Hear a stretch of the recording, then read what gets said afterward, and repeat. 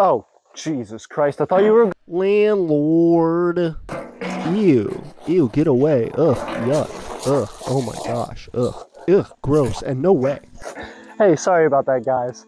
All right, if you're here today, you're watching this video because you want to know a little bit about landlords and why they suck. So I'm going to tell you all about that right now, at this moment. That's right. Currently, present day is what I'm going to tell you. I'm going. So, okay. So here we are at the device.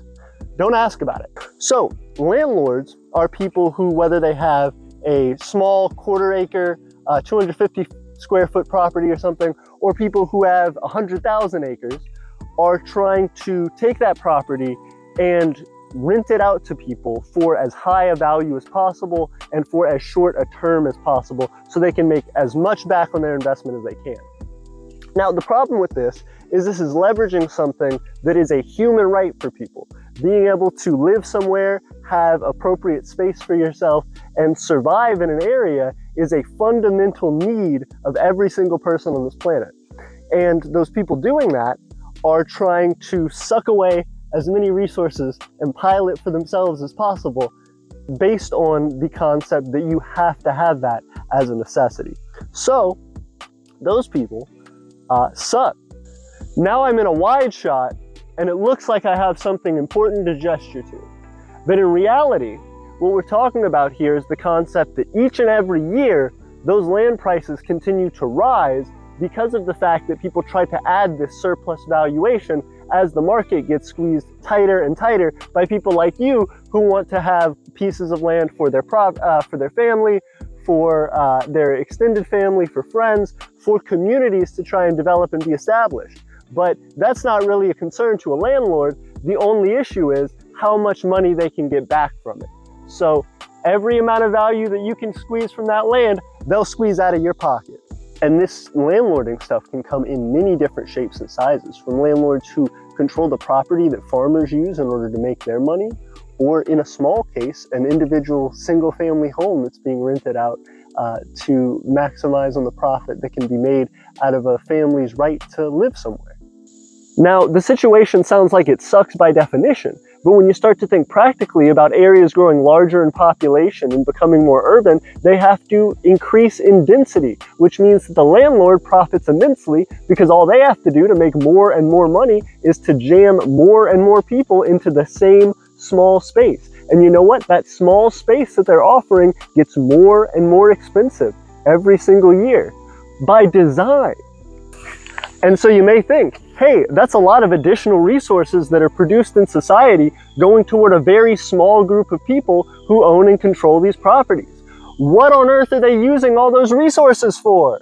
Some of that, a very small amount, is taxes, which are used to help provide benefits to society like education benefits and roads and other things, but again, very little bit. And all of the rest of it is surplus value that they're using generally to buy more property. And that property then becomes more valuable because less people have access to it at the same price point, so they can raise the value of all the property in an area.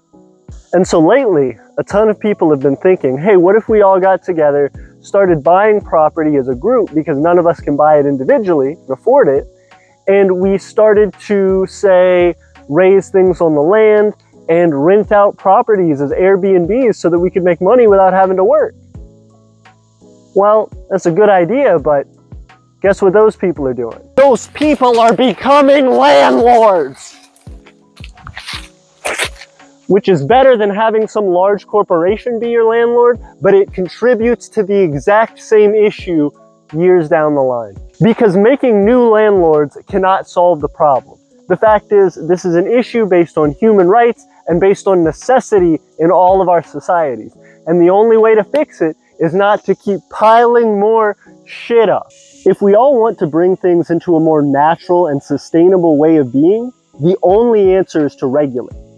to regulate not only the amount of people or large corporations that can own land and how much land they get to own, but also adding regulation in that mandates for livable land for people a minimum amount that have to live on that property. If it is something that can have homes on it, it needs to have homes on it, and that needs to be subsidized by the government.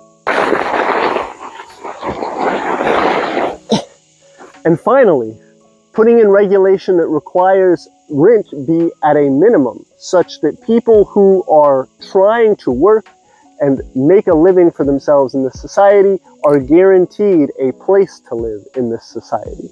Because the fact is, these landlords can profit. They shouldn't be able to profit at the expense of people living on the street.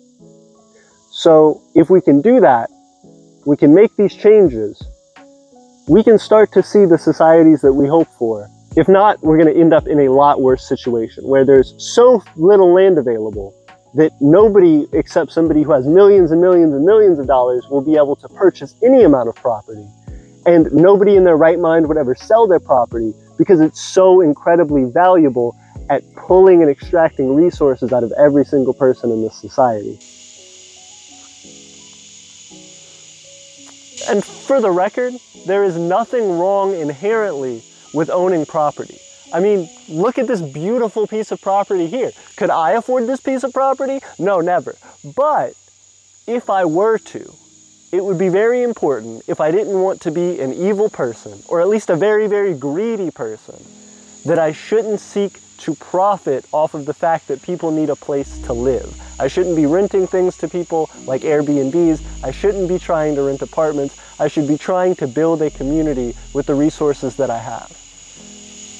And if you want to get into specifics, myself and another small group of people put together something we call the Empire of Aeternia.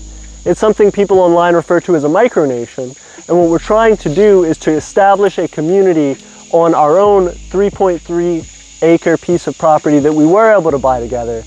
But the fact is, that's something that we're trying to do to give back. We're trying to raise things on the land to give back. We're trying to eventually put houses on the land to allow people who are in our community to live there without having to pay a rent to us to do that. So it's small starting, it's hard to do, and it's not going to be as profitable as becoming a landlord.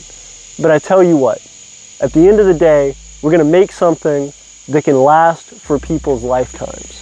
And we're just getting started, but I think that's worth it. So if at the end of this video you've come to realize that you yourself are a land vampire and have been sucking the life out of everybody you've rented to for its entire existence, well, then you might want to consider easing that conscience and donating to our Patreon. Or if you're just somebody who believes in what we're doing, checks out the channel and likes it, it would mean a lot. As well, if you want some actual physical products to go along with the money that you're giving us to help out, we have an Etsy that you can check out where we make all handmade items ourselves and are trying to do stuff to start industries here so that the people that we provide these homes to can have jobs with us